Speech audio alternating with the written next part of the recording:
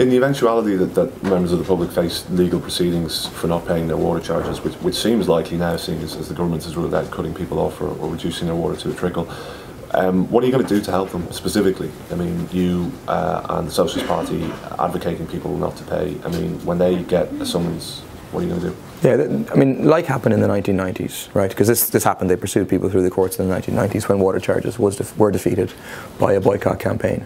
And the campaign stood with people in the courts, provided, for the first number of cases, provided solicitors, barristers, etc. When the legal arguments had been tested, then provided legal advice for people in the courts. And that's what the We Won't Pay campaign that I'm involved in will be doing. It will be standing by people. People won't be left by themselves. But a very important point is that if we achieve high levels of non-payment, only a tiny minority of people can be brought to court. And do you really think, I mean, how many people is the government going to bring to court?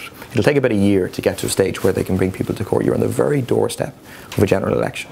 And I think therefore it's difficult for them even to go down that road. I'm not saying they won't, but they have to be aware of the political consequences. It's very bad timing for them, this whole thing. So you're pledging here now that you will stand with people on this to the bitter ends, through the courts, through the entire process? Absolutely, I'll stand with people all the way.